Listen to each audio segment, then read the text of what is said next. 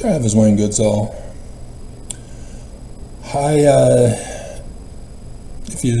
Nobody saw it. In the previous video, Trump Eyes 2025, I went over with you guys about AI news, about how it is not programmed to be abusive.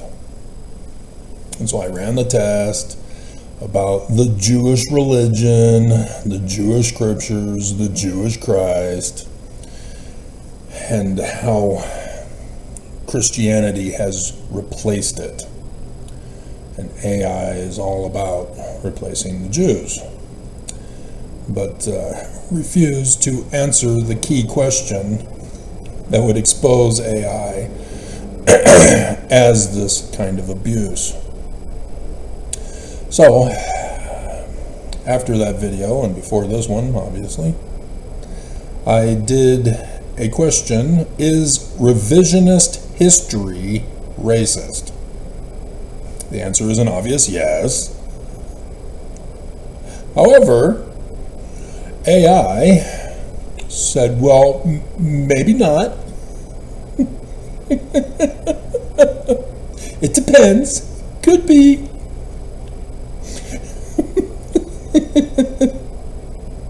Whether or not revisionist history is racist depends heavily on the specific historical interpretations being revised. The whole Jewish culture and religion?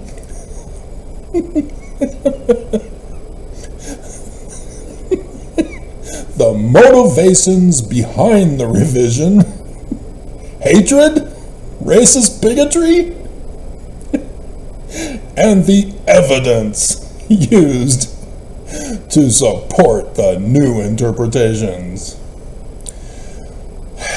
As I went over with you, there is no evidence.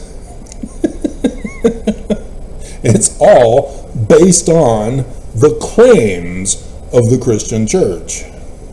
It is not based on anything evidential. As I have done the evidence for you in previous videos this week, the oldest document of Matthew is from the 3rd century, the 200s. This was before the creation of Christianity, which is evidence of 325 CE by Roman Emperor Constantine. It is not a reaffirmation of their position of interpretation. They didn't exist prior to. They were Jewish. AI admits, yes, Matthew was written by a Jew. And therefore, he's writing with Jewish interpretation. He's not writing with Christian interpretation. This is not complicated. AI still is anti-intelligence. And it is abusive. And for AI to be promoted in the news as not being programmed to be abusive is in and itself abusive. It's a lie. This is a no-brainer situation. And yet people seek for lies to defend their faith promotion. Right? Church of Jesus Christ of Latter-day Saints. And so, also exposed by me this past week, section 86, as Joseph Smith explains the parable that he is given. Verily, thus saith the Lord unto you, my servants, concerning the parable of the wheat and the tares. Behold, verily I say, the field is the word, and the apostles were the sowers of the seed. Which means they're not the head of the church. They're supposed to spread the word, plant the seed.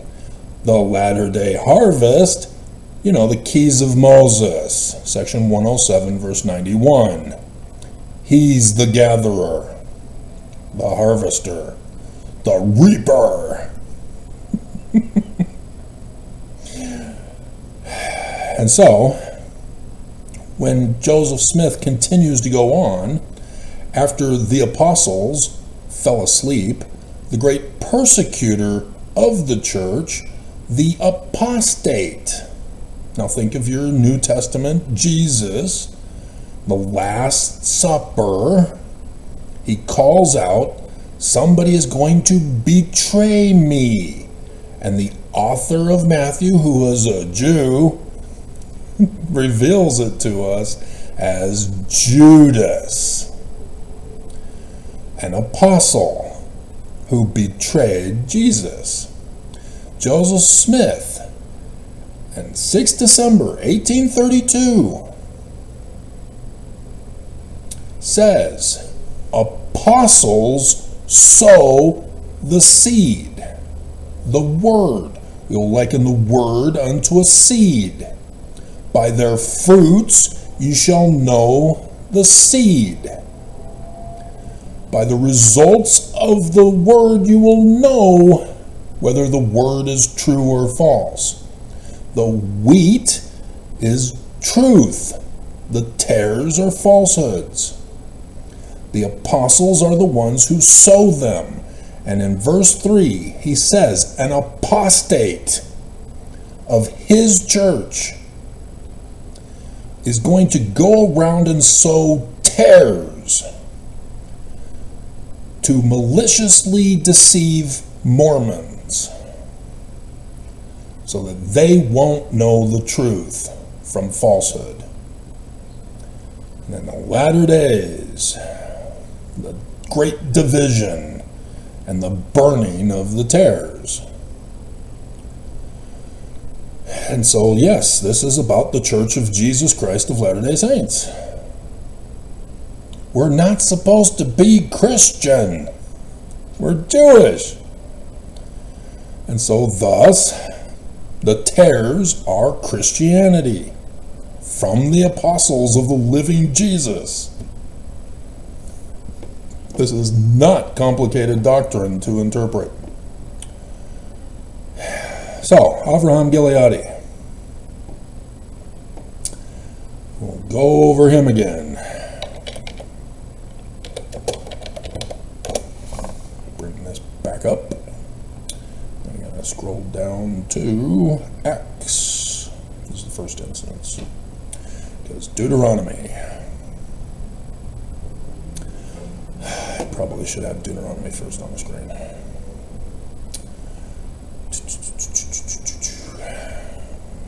Okay. Avraham Gileadi was born after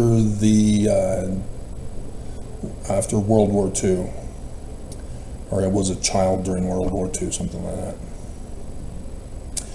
And because of World War II, he learned about the Jews and how they were abused by Nazi Germany. And so he felt a desire to learn all about the Jews. Taught himself Hebrew, studied about the Jews, the Jewish culture, religion. And one day, while he was in the library in Jerusalem, he asked the librarian if there are any books on the Jews that he could study up on. The librarian gave him the Book of Mormon. This was before Spencer W. Kimball added another testament of Jesus Christ. So think Vincenzo di Francesca.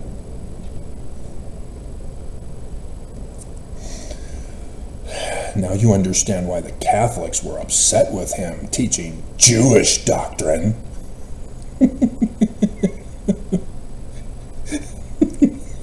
Burn the book. I will not burn the Jewish book. But, like Vincenzo di Francesca, Avraham Gileadi joined the Church of Jesus Christ of Latter-day Saints. Got baptized in the waters of Shalom out there in Jerusalem as a symbol.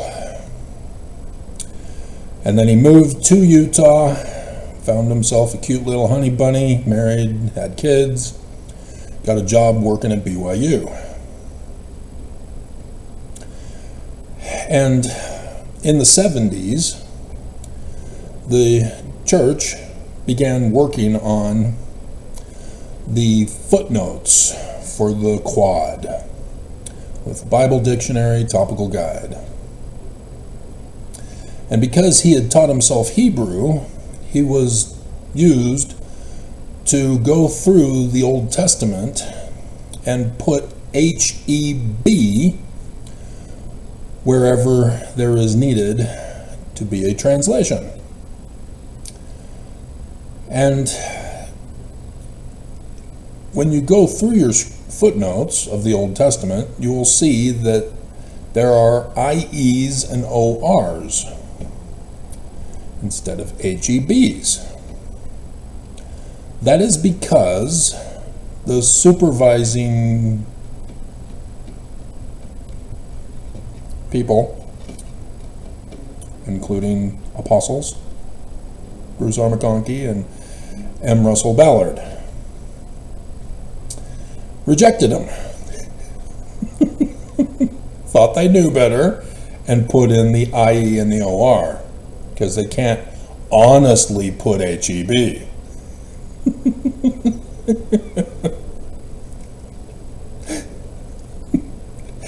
And so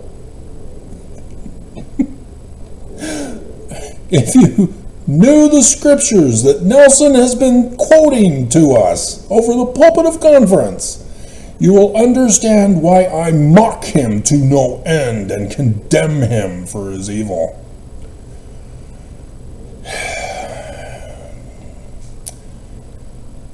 It is white supremacist, Christian nationalist, racist, bigoted hate of the Jews to reject the Hebrew translation. Now, granted, having deciphered Paleo-Hebrew myself, I know that Joseph Smith is correct in saying that the Hebrew text has been translated incorrectly. But I'm sticking to Hebrew. I'm not saying, oh, I'm just going to choose that English word in the King James Version and say that that's the Hebrew translation. Big difference.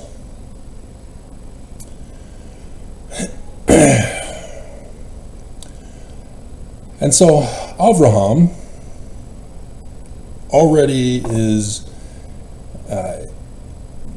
being condemned and rejected by the apostles.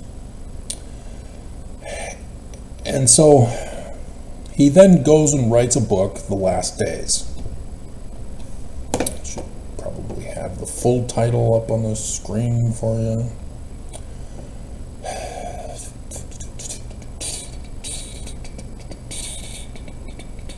See, Idaho Chick bought this version with the wings and the sun.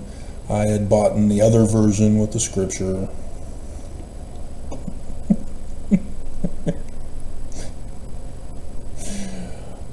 Types and shadows from the Bible and the Book of Mormon. Really didn't have much extra, but he even was able to obtain a foreword by Hugh Nibley. I mean, that's like gold in this church. It's the Word of God now.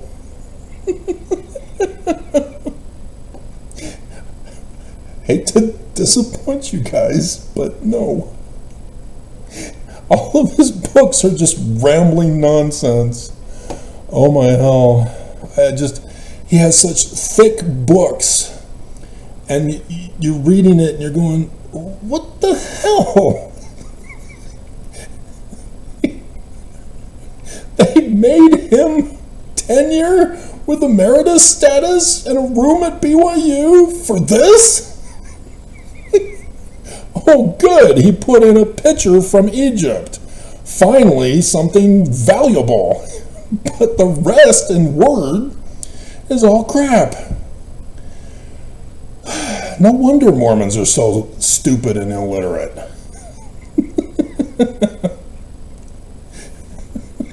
And he's responsible for writing the priesthood manuals in the 50s and 60s.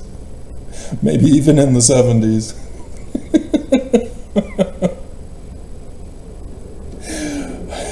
My parents had those books. Oh, dear God. And so he quotes from Malachi 4:2 on the son with healing in his wings picture. Unto you that fear my name shall the Son of Righteousness arise with healing in his wings. Now, yes, I'm aware that the Joseph Smith translation changed that to S-O-N of righteousness. Both are okay. Both are good to go. Both of them should be used because of who the Son of Righteousness is as the Son of Righteousness.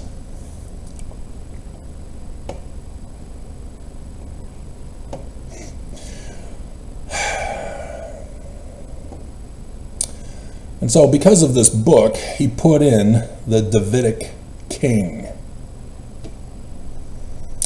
He was careful not to call the Davidic king the Jewish Christ, apparently. I'd have to go back and check. But that's exactly what he's talking about when he says the Davidic king, the Jewish Christ. And so Matthew tells us right at the very beginning, I'm going to tell you a story about a guy named Jesus who is Messiah ben David. And in case you're unable to read and comprehend what you read from Matthew chapter 1, verse 1, that's what it's saying. Fine, we'll read it. You're not going to believe me. We'll have to come back. The book of the generation of Jesus, Messiah ben David, ben Abraham. Abraham begot Isaac. Isaac begot Jacob, and Jacob begot Judas and his brethren.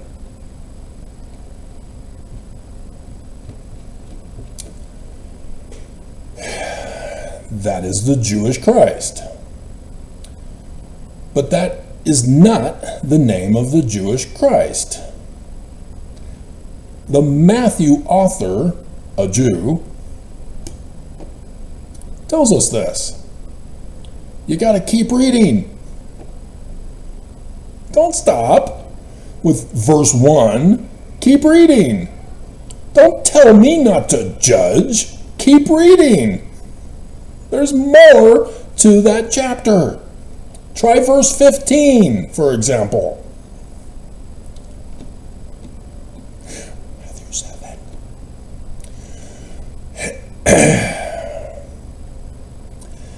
And so, verse 20, but while he thought on these things, behold, the angel of the Lord appeared unto him in a dream, saying, Joseph, thou son of David,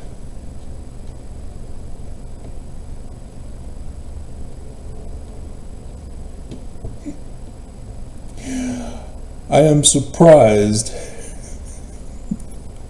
Well, I'm not, because he didn't do Greek. But somebody was smart enough to put in the Greek title Christ and the Hebrew title Messiah are synonymous, meaning anointed one. But not for Joseph of Egypt, Joseph in this story. And you need to know the learning of the Jews, specifically their Christ. Messiah ben Joseph is the Christ who prepares the way for the coming of Messiah ben David.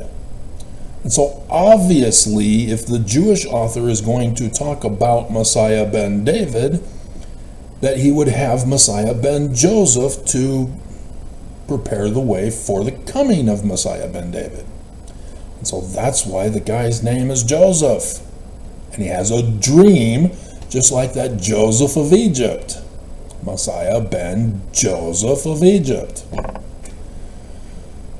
The Jew knows what he's talking about. And so he's preparing the way for Messiah ben David. And he says that the angel tells him that she shall bring forth a child and shall call his name Jesus, for he shall save his people from their sins. Now, you don't pull a racist, bigoted move like Nelson did for Israel and say that Jesus means let people sin.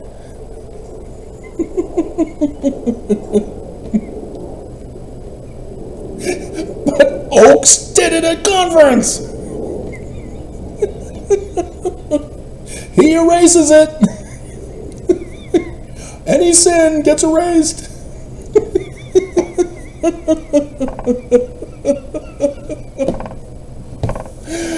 Why, Mormons, can't you figure out that they're false? They're blatant about how false they are. Dear God. They're just toying with you and laughing about how stupid you've become under their leadership.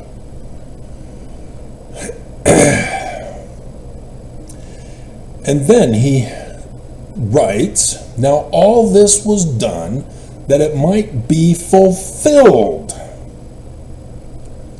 which was spoken of the Lord by the prophet. Well, who? He doesn't name the prophet. Saying, behold, a virgin shall be with child, and shall bring forth a son, and they shall call his name Emmanuel. Teacher, I'm pretty sure Emmanuel is not Jesus. Different words, different baby name meanings. This is the brilliance of the Jewish author here. Emmanuel is the ancient Egyptian sun god at noonday. Now take that to your Book of Mormon and Joseph Smith visionary accounts. Lehi, who came to him in a dream and gave him a book talking about destruction. The sun god at noonday. Who came to Joseph Smith in the first vision? Saw a pillar of light above the brightness of the sun. Who came to Joseph Smith in the second vision? There appeared a pillar of light in my room above the brightness of the sun at noonday.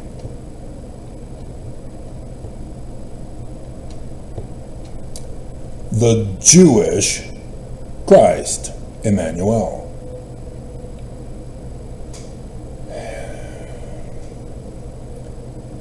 And so the prophet obviously is Isaiah. And this is where it's kind of important to know the Hebrew spelling of both Jesus and Isaiah, because, oh, they're the same.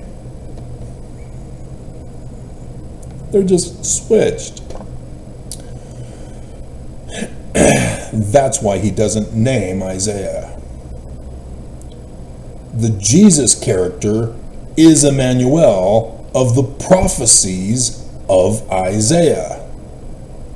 That's what the Matthew author is doing.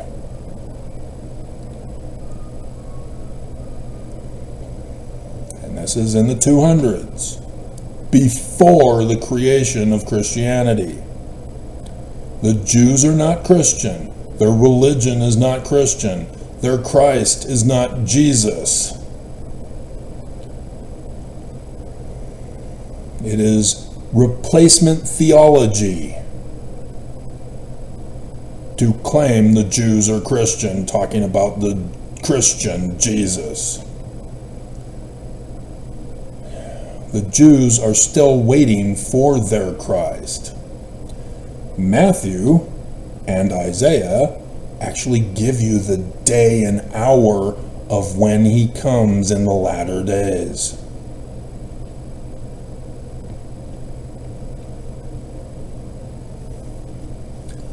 I'm not going to tell you the date in this video.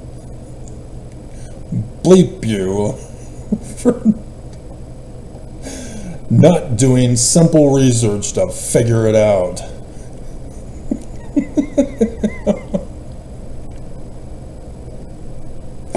And anybody can. It's real easy to do. I'll give you a hint. Go to my video section, click on popular. There it is, still to this day, because YouTube has been ordered by the Church of Jesus Christ of Latter-day Saints to shut me down.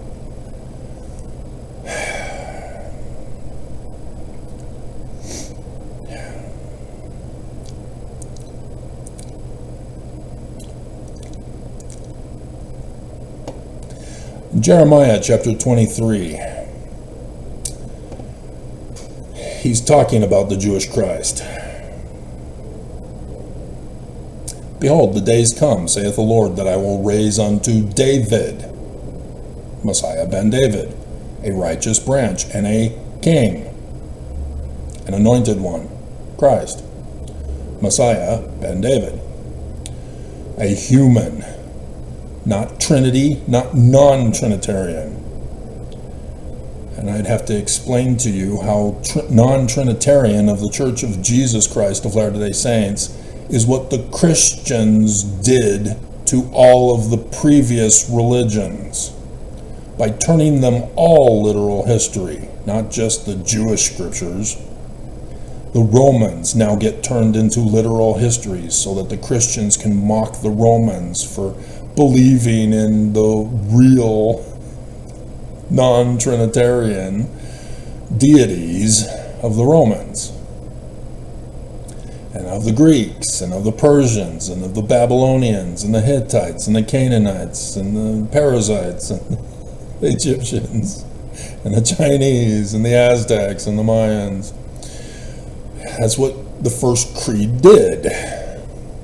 And that's why the Christians, based on the creed 325 CE, selected only certain Jewish documents and rejected all others. Obviously rejected all of the Roman scriptures, rejected all of the Greek scriptures, rejected all of the Persian, Babylonian, Hittite, Canaanite, and Egyptian scriptures, even though the Jews plagiarized the Egyptian scriptures.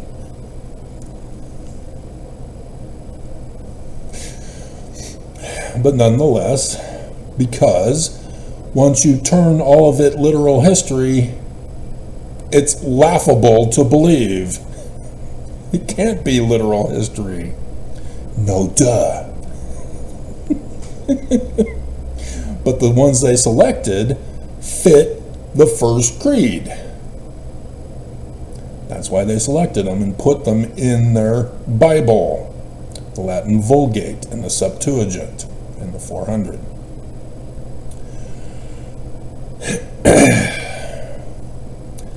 And why they almost didn't put in the book of Revelation, because it's too way out there to be real.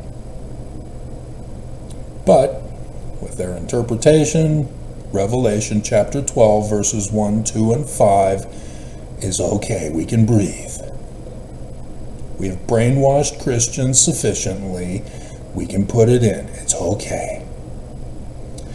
And then evangelicals came along. It's all literal. There are dragons, bees, frogs. It's all literal. From the English. Literal from the English. The kid drew great dragons. I am not making this stuff up. I was born or raised in Southern California among born-again Christian peers, white supremacists, Christian nationalists. They were the ones that told me that I worship Lucifer because the temple has inverted pentagrams on the keystones. Whatever, that can't be true. You're just attacking us because we're the one true church and you're not. Oh yeah, well you can't drink coffee. Yeah, because it smells bad. There's no way I'm putting it in my mouth, let alone walking down that aisle in the grocery store. Well, we'll find out when we're dead who's right and who's wrong. Oh my God, you did not just say that, did you?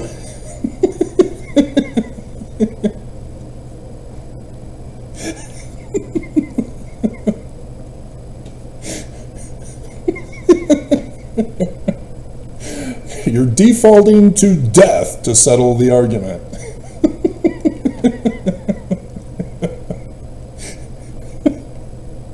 Moving on.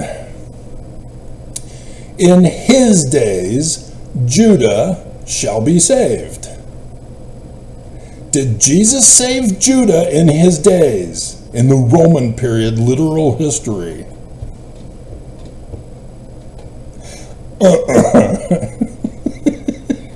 The Jews were utterly destroyed. Jesus had no power to save the Jews. The temple destroyed and decimated. The Jews destroyed and scattered. Utter slaughtered massacre of genocide by the Romans. How can Jesus be their Christ? How dare any Christian say so?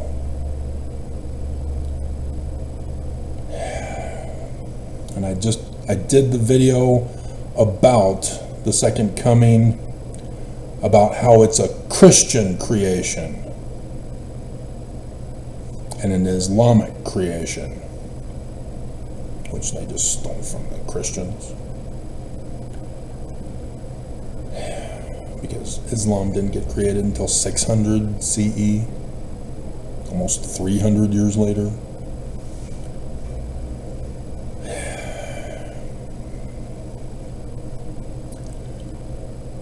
It's not the Jewish religion or interpretation of Scripture. The date is given to us. You just have to know how to find it. If you're not going to read the book of Revelation, chapter 12, verses 1, 2, and 5.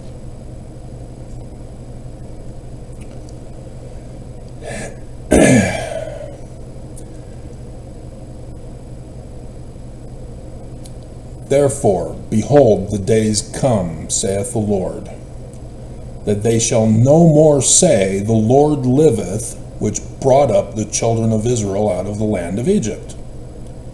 Well, it was Moses. The Jewish author of Jeremiah is saying that the Lord of the Jews is Moses, who is Messiah ben David,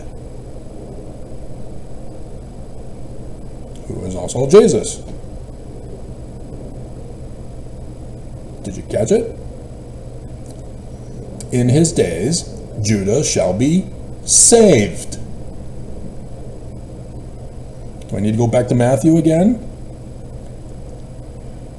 We'll call his name Jesus, because he will save his people in their sins. Erase them from their sins. Save is Shua, Yahshua, Jesus. But the Lord liveth, Moses, which brought up and which led the seed of the house of Israel out of the north country and from all countries whither I have driven them. And they shall dwell in their own land. Is Moses resurrected literally? No, because that's not the Jewish doctrine. It's all about seed. It says seed here. Seed of the house of Israel. A descendant of David. A descendant. Messiah ben David.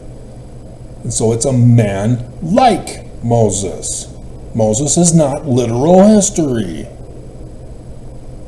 Moses is Messiah ben David. He is Emmanuel, the sun god at noonday. This is not complicated. It's only complicated when you plug in Christianity. And that's why you see verse 5, footnote A, under David. Jesus Christ, Davidic descent of.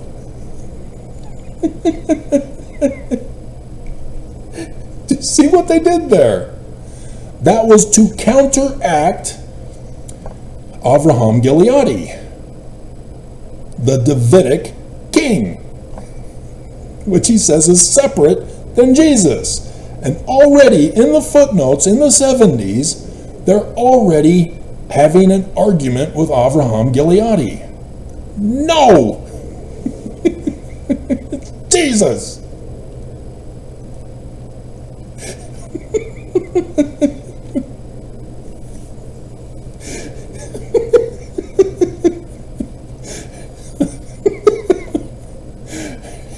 And they were able to put this in, and they made a topical guide for it as a rebellion against Avraham Gileadi.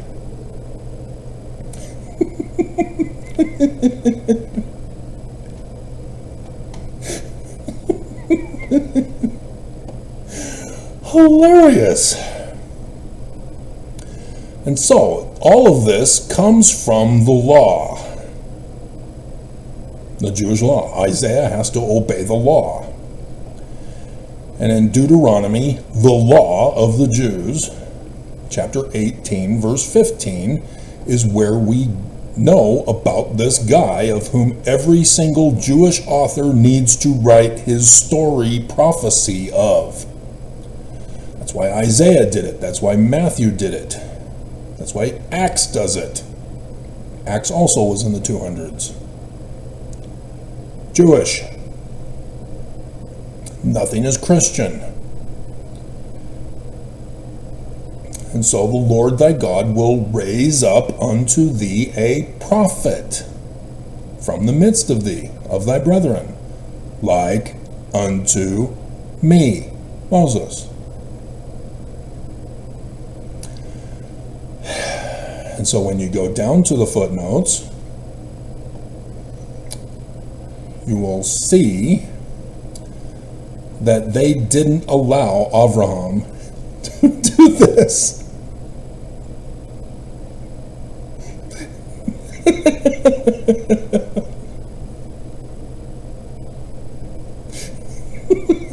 They rejected him. We're not letting you do this chapter. Because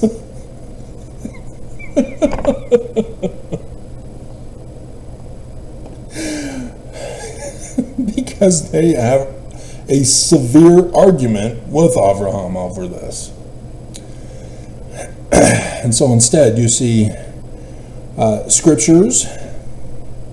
You see Acts chapter 3 verses 22 to 23, and you see 3 Nephi chapter 20 verse 23, and Joseph Smith history verse 40.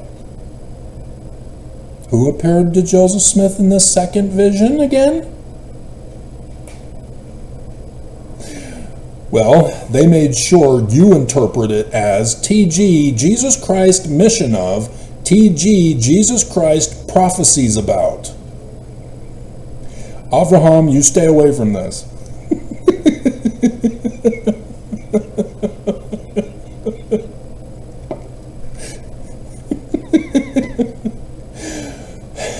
For his book, The Last Days,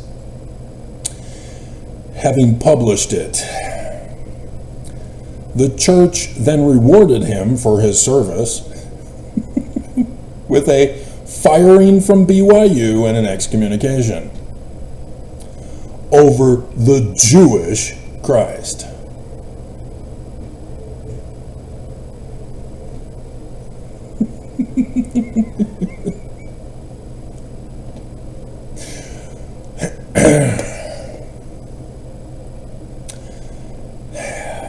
In the 2000s, I was approached by the new supervisor of the priesthood curriculum department, as it was called back then, asking if I would assist them in helping with the Bible footnotes to be revised for the guide to the scriptures. They come to you. You can't go to them. You can't go to your bishop and say, I want to be a church service missionary. I want to work on the footnotes. Ain't going to happen. The president of the church is the one who gives the call for the work to be done. And the supervisor at the church office building that was on the 24th floor back then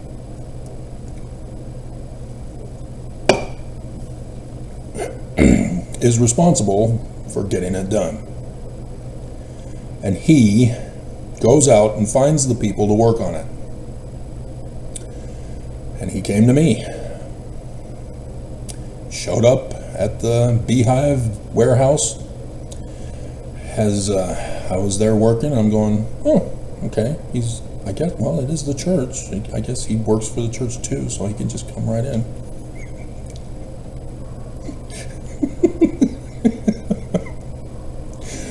And handed me the paperwork, saying I'd like you to help us with footnoting. And so I took it home, filled it out, and then came back the next day or that night or whenever it was, and gave it to him in his office on the 24th floor. And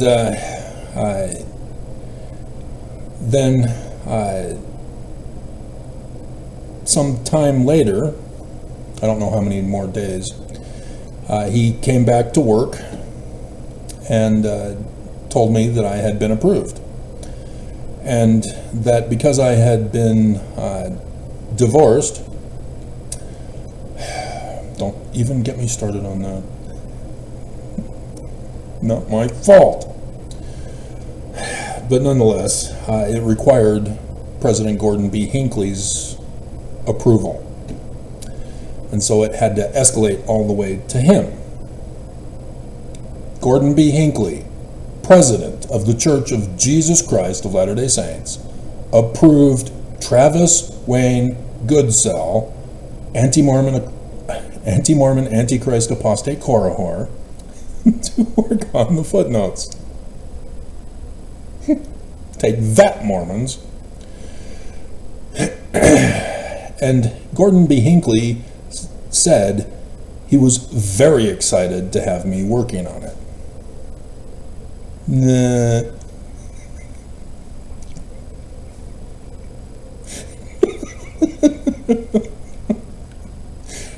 The supervisor because he's a believer in the Church of Jesus Christ of Latter-day Saints, believed that Jesus came from outer space in a pillar of light into the room in the church administration building, or the upper room of the temple, or the Holy of Holies, where Gordon B. Hinckley went and prayed about Travis Wayne Goodsell. Heavenly Father, is Travis good for this job? And then Jesus came in a pillar of light in the Holy of Holies and said, yes, my beloved son Travis should do this work.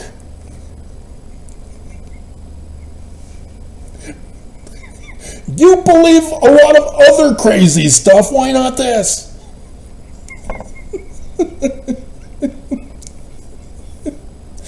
And so Gordon B. Hinckley approved. That's what I mean when I say I had the Jesus card. It literally protected me from farms.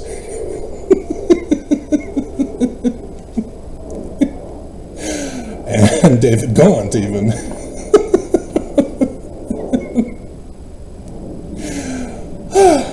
Hilarious. Comedy did ensue, and a lot of anger. I'm only doing what I was told to do. Why are you upset? I don't understand.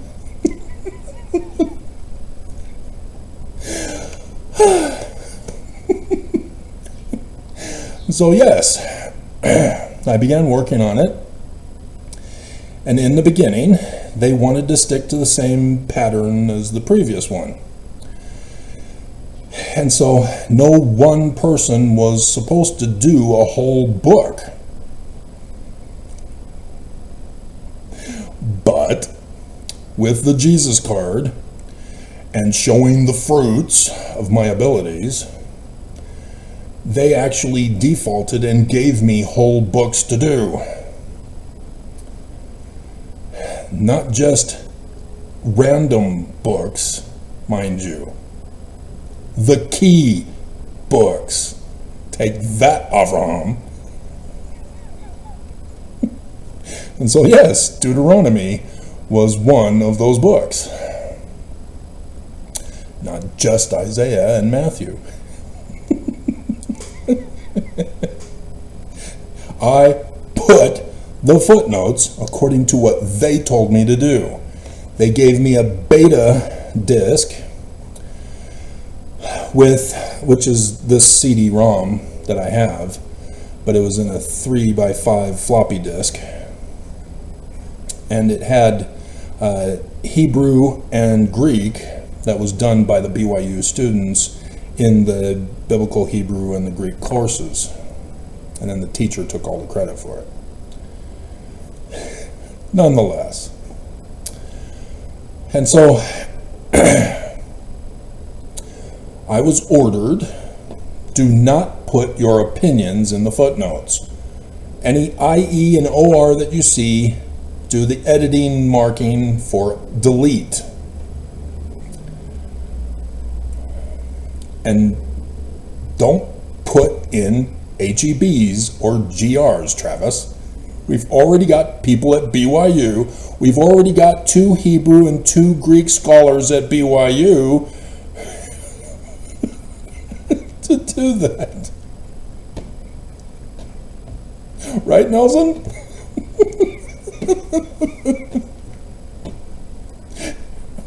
Little did I know that one of the Hebrew ones was Avraham Gileadi.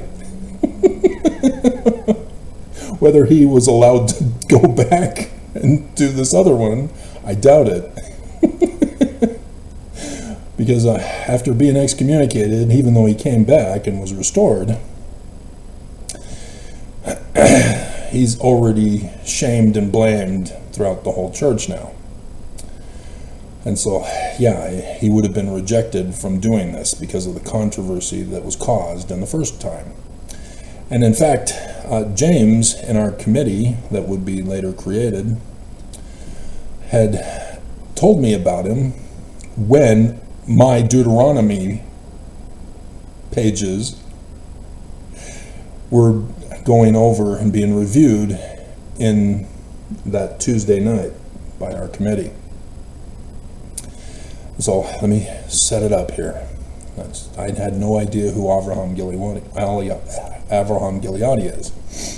But there James is saying, yeah, he was excommunicated for talking about the Jewish Christ. Huh? All right, whatever. I just did what I was told to do. And so, what I did was go through the search for like Moses. And I still remember it, because I put man like Moses first. And that provided few options. And so I said, okay, well, let's do like Moses. And so there are 17.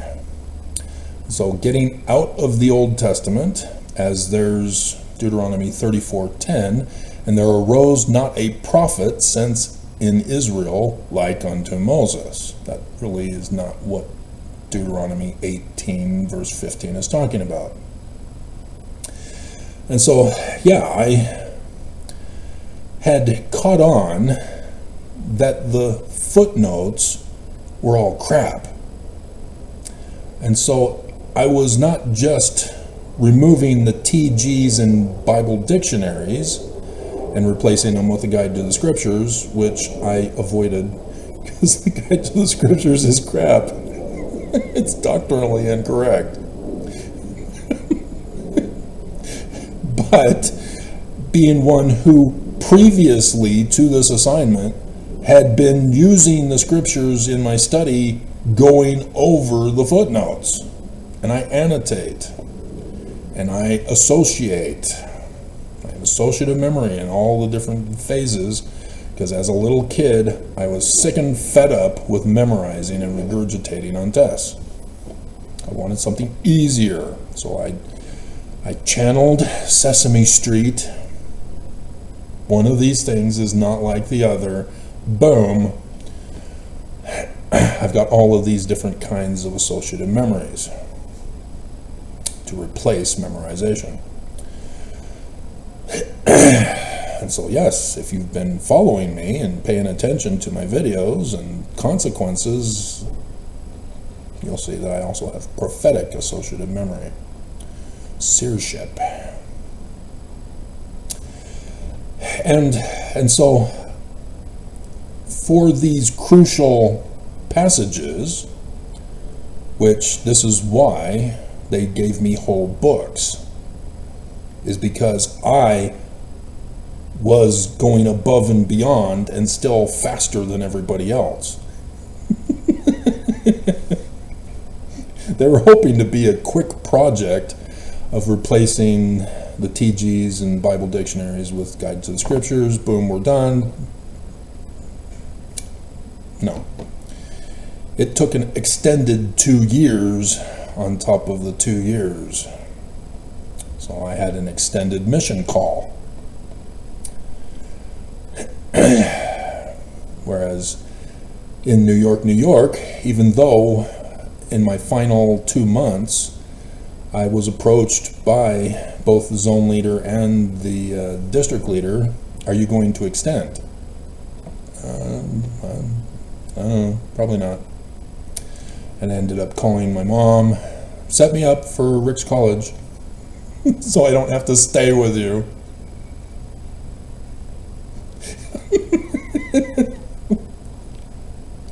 But no, this one, yeah, this was awesome. This was exactly right up my alley. This was what I was already working on myself, revising all of the scriptures, correcting the footnotes, correcting the translation even. And so, yeah, this was the perfect assignment for me that they came to me with. And so, this is where they saw that I was correcting the footnotes and saw that it was incredible. Night and day difference. Sorry, Bruce and Ballard.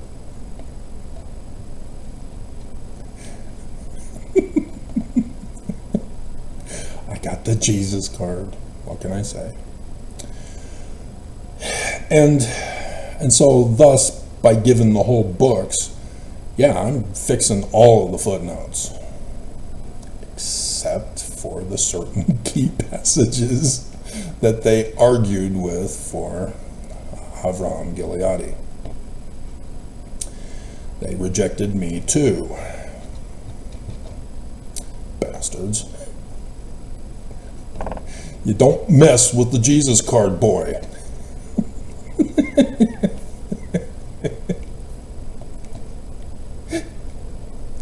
They just got out of their meeting. I see the Thursday meeting where everybody's in a wheelchair.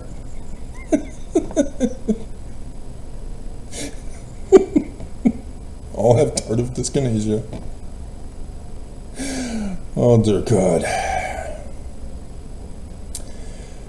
And so, yeah, that's why Deuteronomy had footnote changes in it.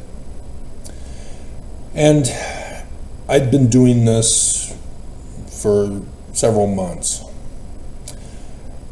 until finally the supervisor was finding out that others involved were also finding footnotes needing to be corrected. And so the supervisor decided to make a change in structure and how it gets done. And he devised committee groups. The main set of committee groups, which was about 200 people, were paired off in fours to finish up the rest of the Old Testament scriptures. And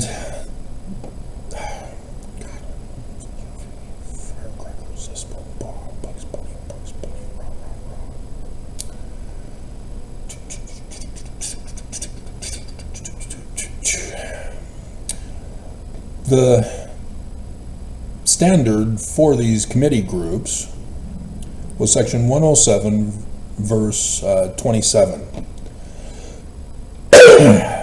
And we just replaced quorum with committee group. Every decision made by either of these committee groups must be by the unanimous voice of the same. That is, every member of each committee group must be agreed to its decisions in order to make their decisions of the same power or validity one with another. This is why you see in a number of places the original errors of the original footnotes being carried over into the revised footnoting edition. Is because somebody, at least one, objected to the change. And so none of the 200 paired off in fours redid any of my stuff. They were just finishing up what was left. And after that, which for some reason took them forever, nonetheless, why are you guys taking so long? Can I do that for them? All 200, I'll do it for them. And I'll also do the others. There were only 2 committees who went over all the scriptures after it was all done. Just 2. One of them was from BYU. So you know theirs sucked.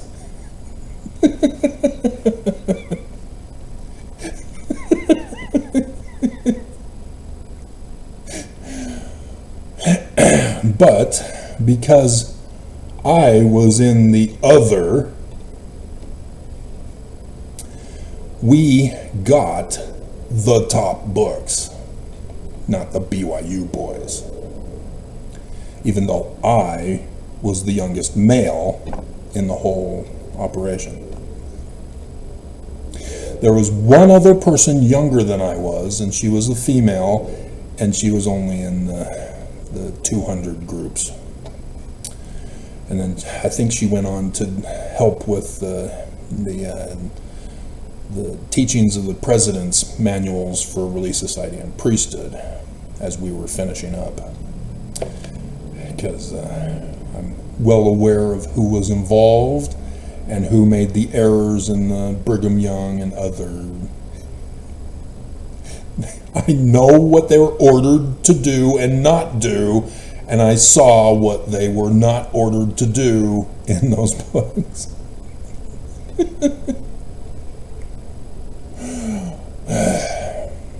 Anyway, yeah, Brigham Young was a huge scandal, and I know who's responsible.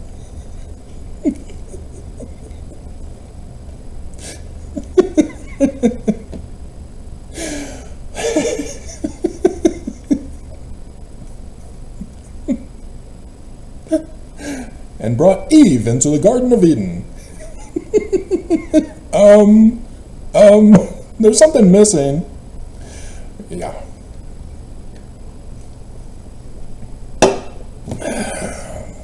Wait a minute. Heavenly Father is Adam? How'd that sneak in? It didn't. They cut it out. They changed the doctrine of Brigham Young in making the manual. It's not Brigham Young's doctrine. It's the Church of Jesus Christ of Latter-day Saints' interpretation of Brigham Young.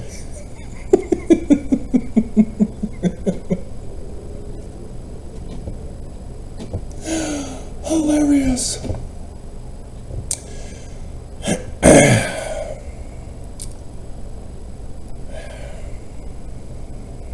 Okay? And so, like Moses, Acts is the first one. But before and so when the day came that we were given Deuteronomy, David Gaunt had obtained the papers that we're going to work on that night from the supervisor, and immediately burst into the room and said, "It's Jesus."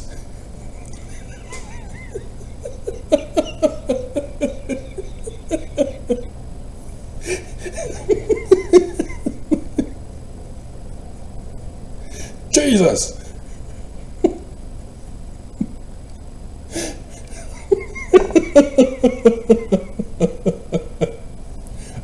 No, it's not. If you were to follow the rules, it's not. So this is how I did it. I typed in like Moses after, no, I'm not getting good results from man like Moses. And so Acts 3:22-23, okay, yeah, that was already in the footnotes.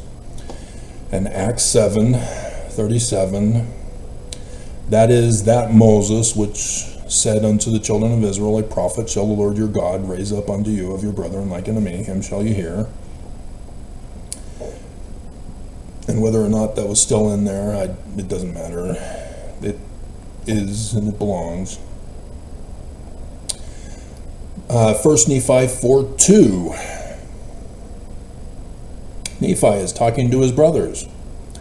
Therefore, let us go up, let us be strong. One mighty and strong. Yep, that should be footnoted to Deuteronomy 18:15. Like unto Moses.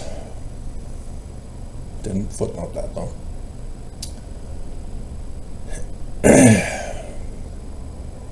1 Nephi 17:22.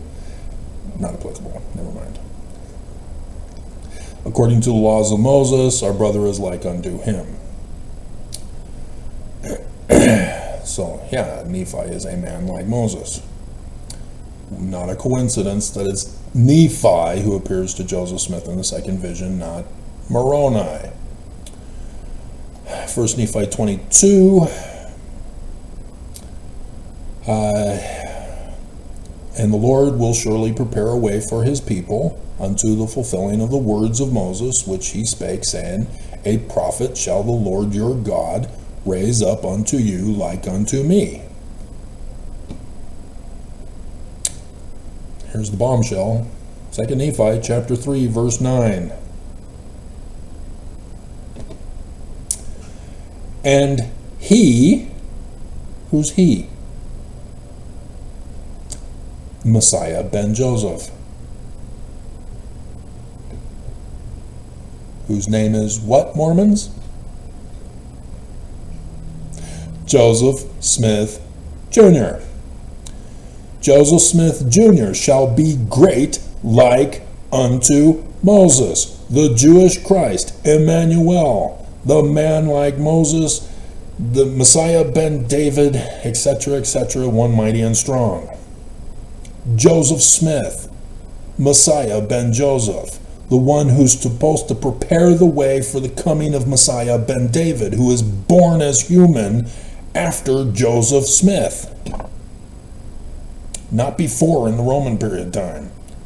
Not resurrected from zombie apocalypse. Human. And here I was, 25 years ago, and David comes in and says, it's Jesus. No, it's not. I had no idea who Avraham was. I never read his book.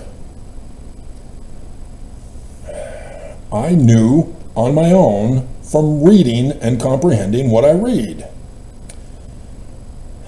And whether or not I put that in there, I probably didn't, because I knew that that was Joseph Smith. So I knew it's not Joseph Smith, because Joseph Smith is like that guy. And then 3 Nephi 20:23, that's just quoting of it. Jesus has his second coming to the Americas, to the literal history Nephites, after April 2024's sign in the heavens, and bountiful.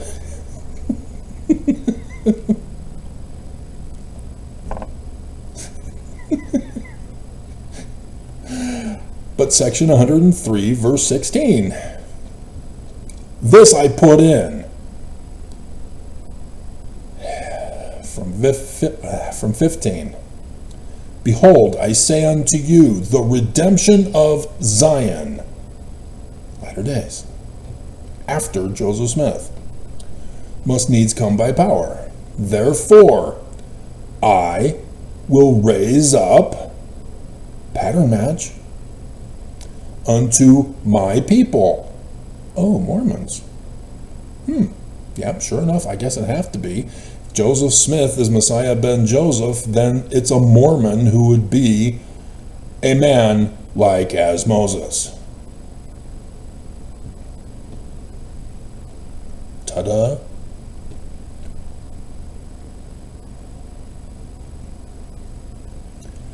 They refuse to footnote to it, and they refuse to footnote this to Deuteronomy. They will not do it. It had to be done. That's what we're supposed to do. We are not supposed to put our own opinions. But by negating to do the footnote, that is their opinion. And it's wrong.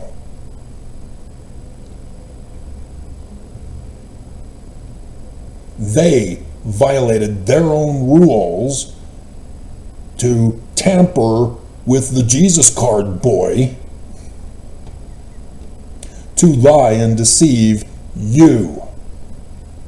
They weren't lying and deceiving me. I knew the truth. They were rejecting me. It is not Jesus. And yet, because of this, James said Avraham Gileadi was excommunicated because of this. Who's Avraham Gileadi? Why should I care?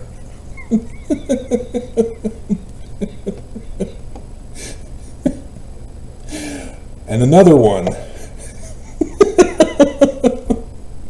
Again, confirming this. Which, again, they purposely did not footnote. But they did footnote this to Section 103 and vice versa back. Just not to Deuteronomy 18, verse 15. 107, verse 91.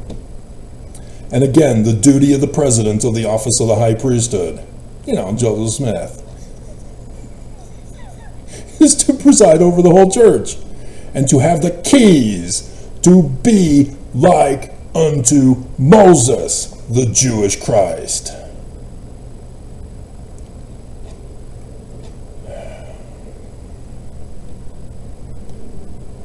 I'm just doing what I was told to do. I got the Jesus card. Can't touch this. And they did.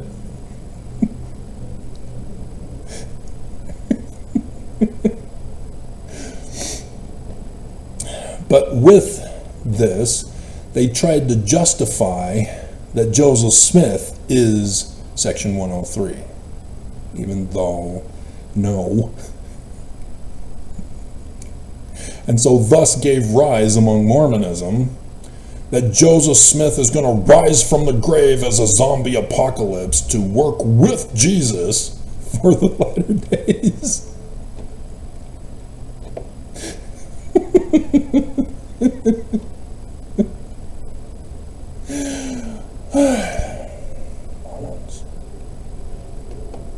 So there you go. I have again told you the story in a different presentation of how the church maliciously deceives you. And in case you hadn't caught on,